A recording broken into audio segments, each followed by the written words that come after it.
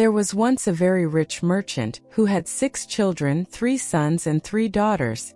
Being a man of sense, he spared no cost for their education, but gave them all kinds of masters.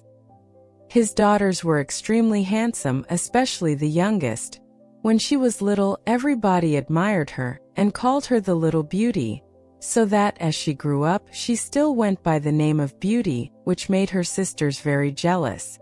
The youngest, as she was handsome, was also better than her sisters. The 2 eldest had a great deal of pride because they were rich. They gave themselves ridiculous airs, and would not visit other merchants' daughters, nor keep company with any but persons of quality. They went out every day upon parties of pleasure, balls, plays, concerts, etc., and laughed at their youngest sister, because she spent the greatest part of her time in reading good books. As it was known that they were to have great fortunes, several eminent merchants made their addresses to them, but the 2 eldest said they would never marry, unless they could meet with a duke or an earl at least. Beauty very civilly thanked them that courted her, and told them she was too young yet to marry, but chose to stay with her father a few years longer. All at once the merchant lost his whole fortune, excepting a small country house at a great distance from town, and told his children with tears in his eyes they must go there and work for their living. The 2 eldest answered that they would not leave the town, for they had several lovers who they were sure would be glad to have them, though they had no fortune. But in this they were mistaken, for their lovers slighted and forsook them in their poverty. As they were not beloved on account of their pride, everybody said, "They do not deserve to be pitied. We are glad to see their pride humbled. Let them go and give themselves quality airs in milking the cows and minding their dairy." "But," added they, "we are extremely concerned for Beauty. She was such a charming, sweet-tempered creature, spoke so kindly to poor people, and was of such an affable, obliging disposition. Nay, several gentlemen would have married her, though they knew she had not a penny, but she told them she could not think of leaving her poor father in his misfortunes, but was determined to go along with him into the country to comfort and attend him." Poor Beauty at first was sadly grieved at the loss of her fortune. "But," she said to herself, "were I to cry ever so much, that would not make things better. I must try to make myself happy without a fortune." When they came to their country house, the merchant and his 3 sons applied themselves to husbandry and tillage, and Beauty rose at 4 in the morning, and made haste to have the house clean, and breakfast ready for the family. In the beginning she found it very difficult, for she had not been used to work as a servant, but in less than 2 months she grew stronger and healthier than ever. After she had done her work, she read, played on the harpsichord, or else sung whilst she spun. On the contrary, her 2 sisters did not know how to spend their time. They got up at 10 and did nothing but saunter about the whole day, lamenting the loss of their fine clothes and acquaintance. "Do but see our youngest sister," said they one to the other. "What a poor, stupid, mean-spirited creature she is, to be contented with such an unhappy situation."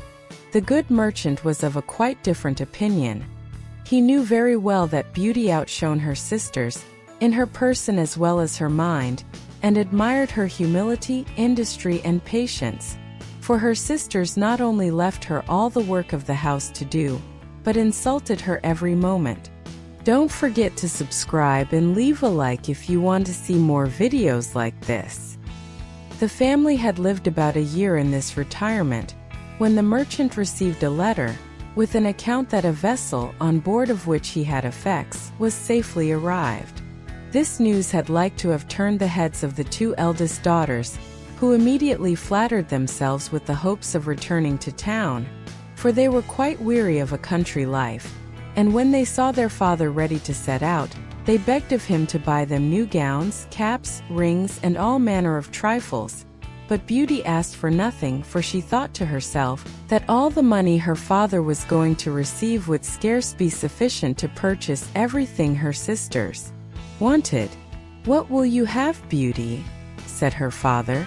"Since you are so kind as to think of me," answered she, Be so kind as to bring me a rose, for as none grow hereabouts, they are a kind of rarity." Not that Beauty cared for a rose, but she asked for something, lest she should seem by her example to condemn her sister's conduct, who would have said she did it only to look particular. The good man went on his journey, but when he came there, they went to law with him about the merchandise, and after a great deal of trouble and pains to no purpose, he came back as poor as before.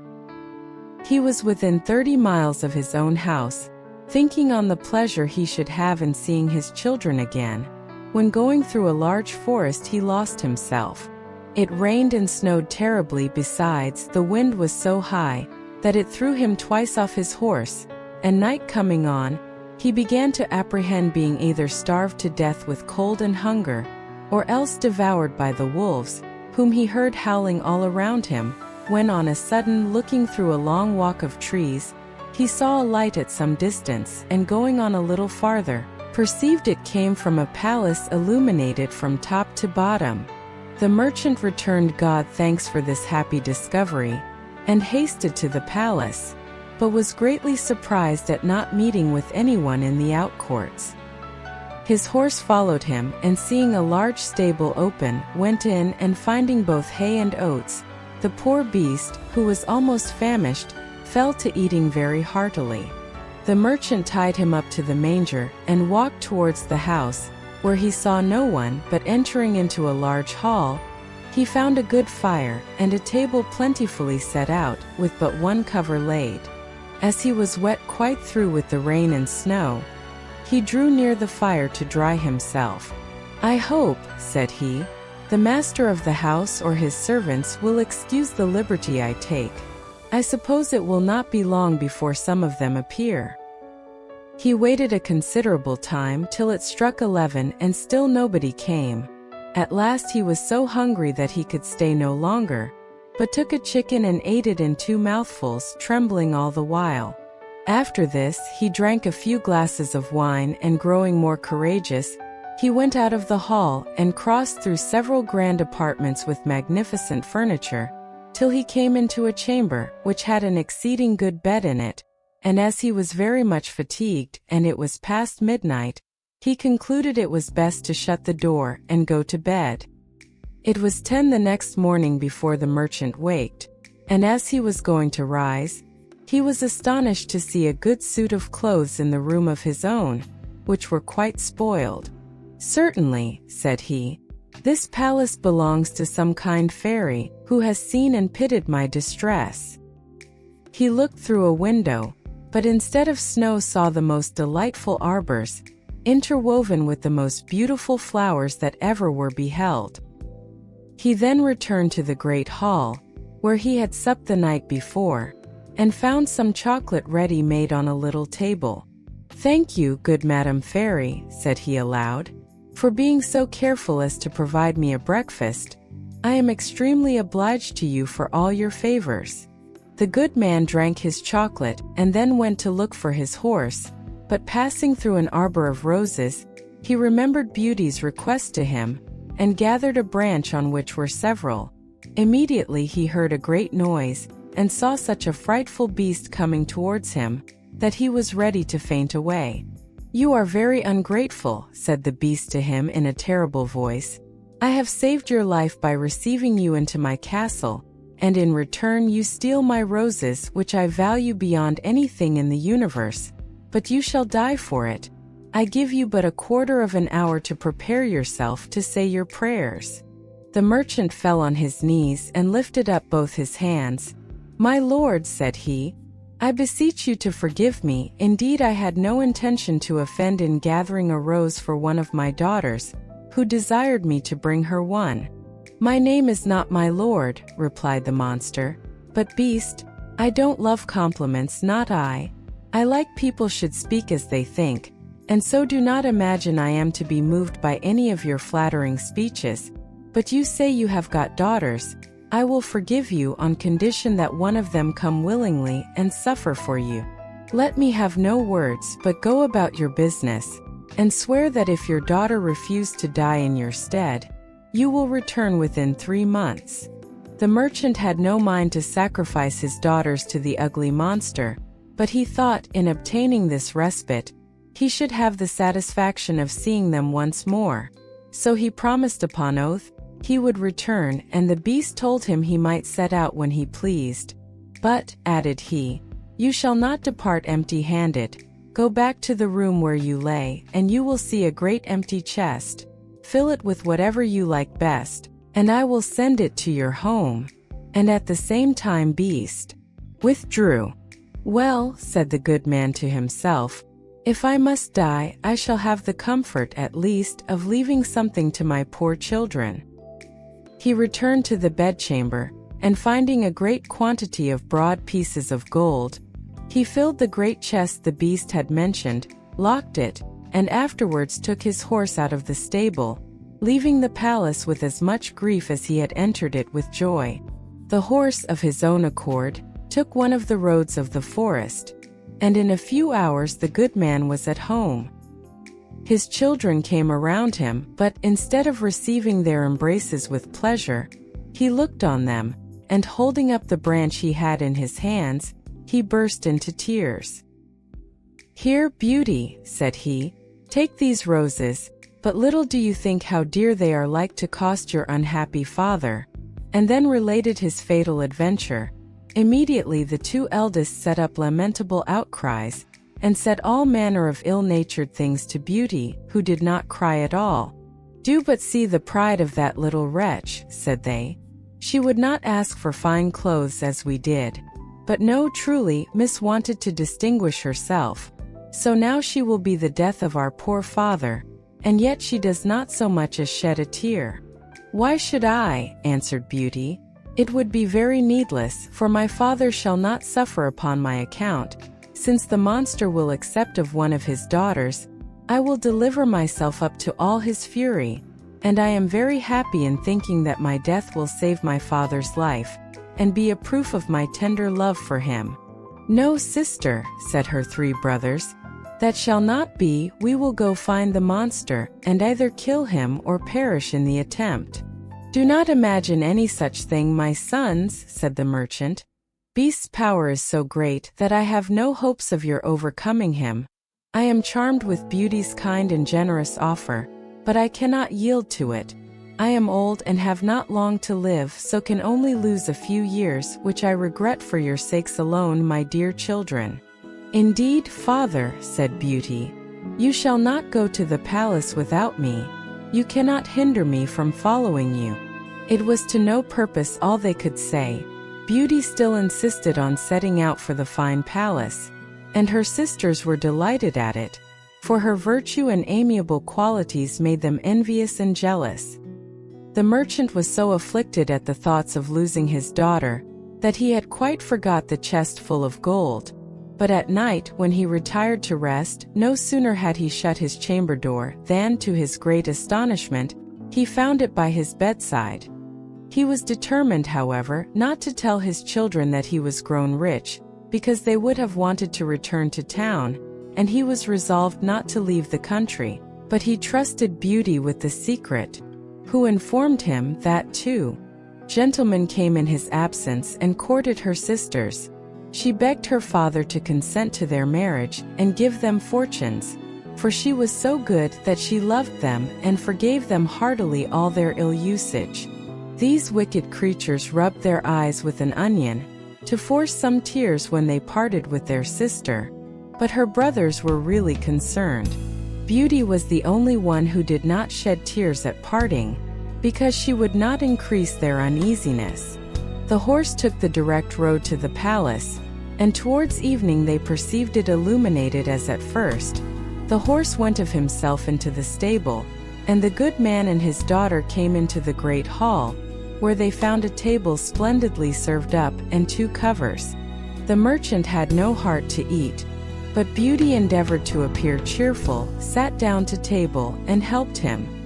Afterwards, thought she to herself, Beast surely has a mind to fatten me before he eats me, since he provides such a plentiful entertainment.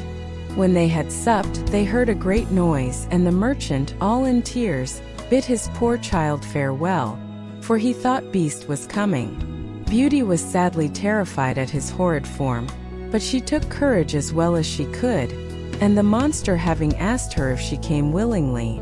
"Why, yes," said she, trembling. "You are very good, and I am greatly obliged to you. Honest man, go your ways tomorrow morning, but never think of returning here again. Farewell, Beauty." "Farewell, Beast," answered she, and immediately the monster withdrew. "Oh, daughter," said the merchant, embracing Beauty, "I am almost frightened to death. Believe me, you had better go back and let me stay here."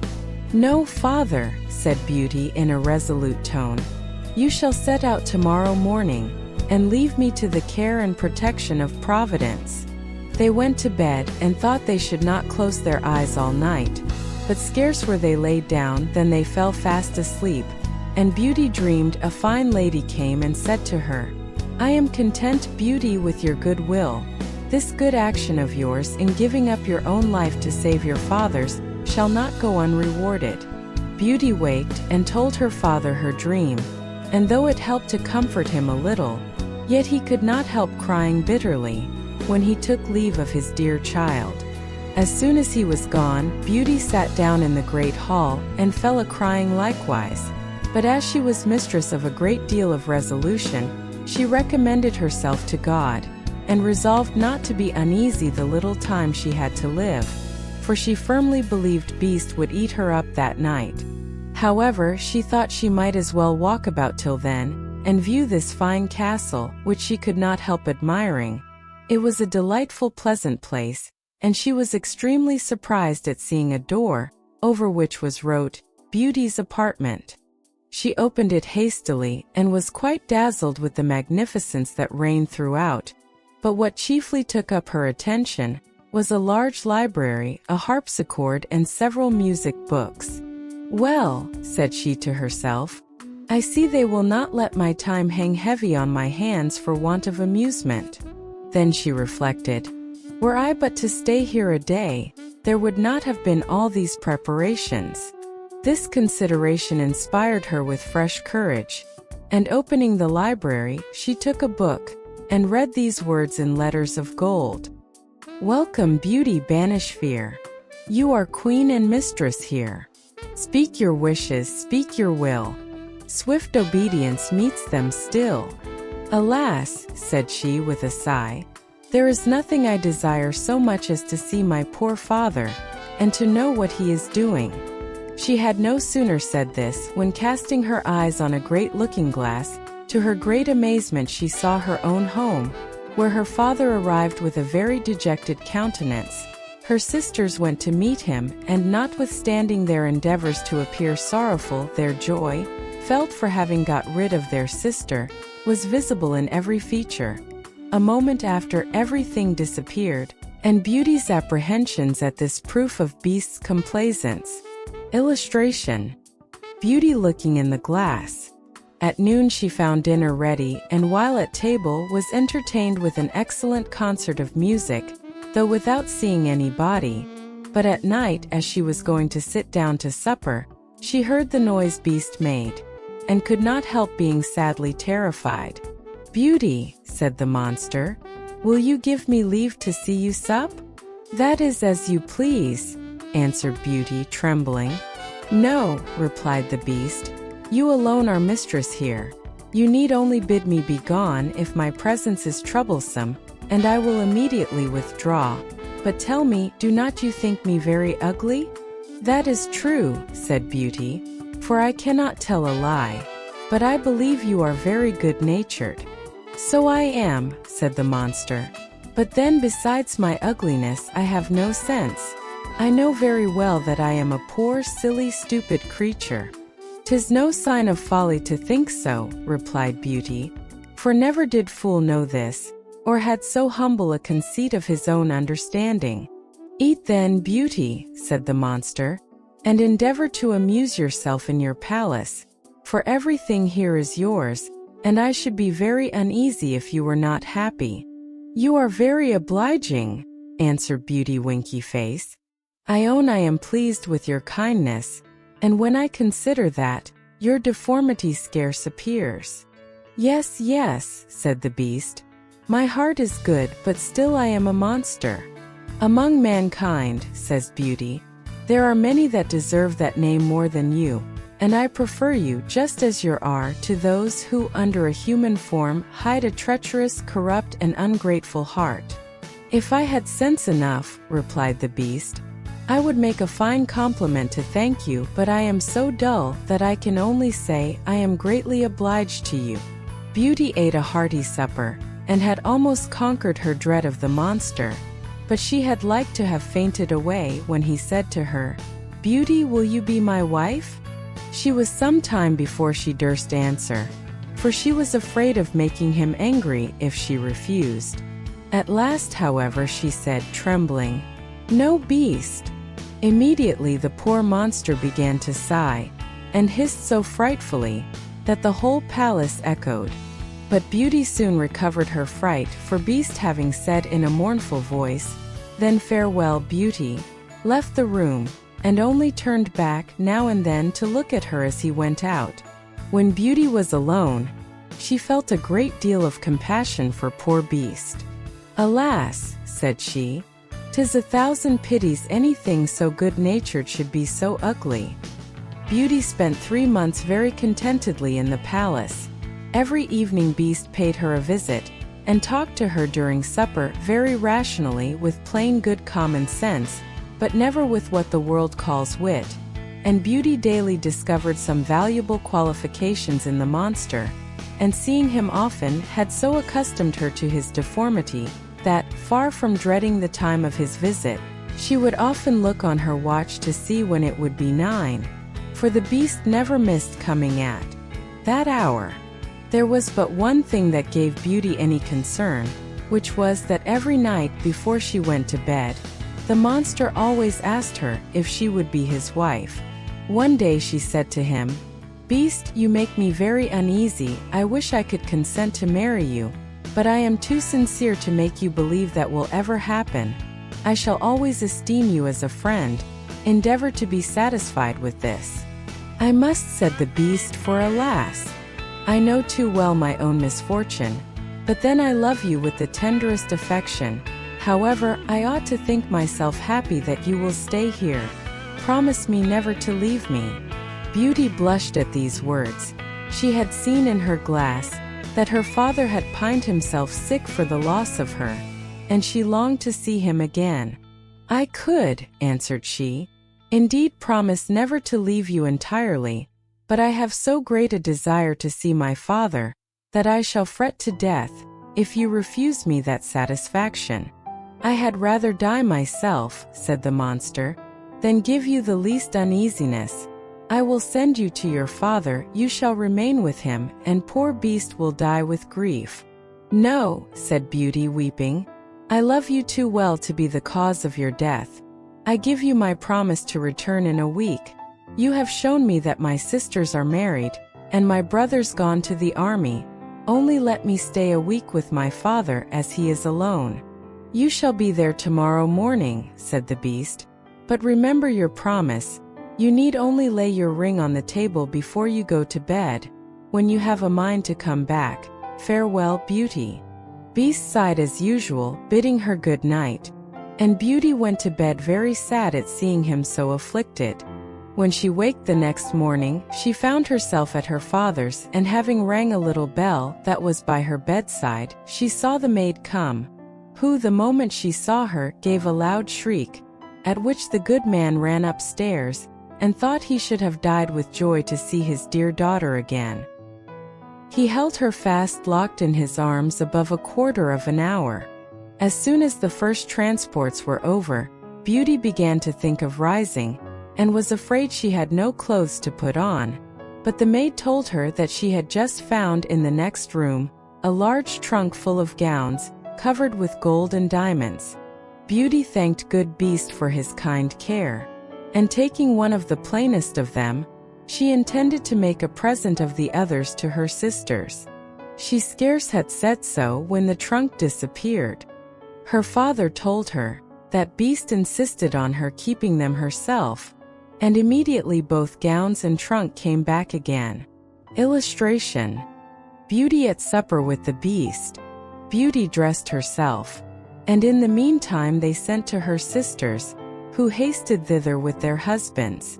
They were both of them very unhappy. The eldest had married a gentleman, extremely handsome indeed, but so fond of his own person, that he was full of nothing but his own dear self and neglected his wife. The second had married a man of wit, but he only made use of it to plague and torment everybody, and his wife most of all. Beauty's sisters sickened with envy when they saw her dressed like a princess and more beautiful than ever, nor could all her obliging affectionate behavior stifle their jealousy, which was ready to burst when she told them how happy she was. They went down into the garden to vent it in tears, and said one to the other, "In what is this little creature better than us, that she should be so much happier?" "Sister," said the eldest, "a thought just strikes my mind. Let us endeavor to detain her above a week, and perhaps the silly monster will be so enraged at her for breaking her word, that he will devour her." "Right, sister," answered the other. "Therefore we must shew her as much kindness as possible." After they had taken this resolution, they went up, and behaved so affectionately to their sister, that poor Beauty wept for joy. When the week was expired, they cried and tore their hair, and seemed so sorry to part with her, that she promised to stay a week longer. In the meantime, Beauty could not help reflecting on herself for the uneasiness she was likely to cause poor Beast, whom she sincerely loved and really longed to see again. The 10th night she spent at her father's, she dreamed she was in the palace garden, and that she saw Beast extended on the grass plot, who seemed just expiring, and in a dying voice reproached her with her ingratitude. Beauty started out of her sleep and bursting into tears. "Am not I very wicked," said she, "to act so unkindly to Beast, that has studied so much to please me in everything? Is it his fault that he is so ugly and has so little sense? He is kind and good, and that is sufficient. Why did I refuse to marry him? I should be happier with the monster than my sisters are with their husbands. It is neither wit nor a fine person in a husband that makes a woman happy, but virtue, sweetness of temper, and complaisance. And Beast has all these valuable qualifications. It is true, I do not feel the tenderness of affection for him, but I find I have the highest gratitude, esteem, and friendship, and I will not make him miserable. Were I to be so ungrateful, I should never forgive myself." Beauty, having said this, rose, put her ring on the table, and then laid down again. Scarce was she in bed before she fell asleep, and when she waked the next morning, she was overjoyed to find herself in the Beast's palace. She put on one of her richest suits to please him, and waited for evening with the utmost impatience. At last the wished-for hour came, the clock struck 9, yet no Beast appeared.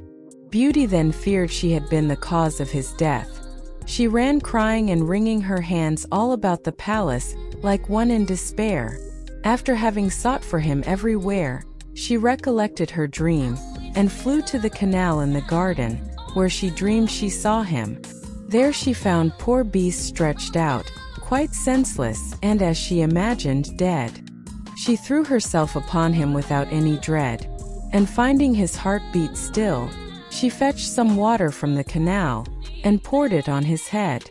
Beast opened his eyes and said to Beauty, "You forgot your promise, and I was so afflicted for having lost you, that I resolved to starve myself.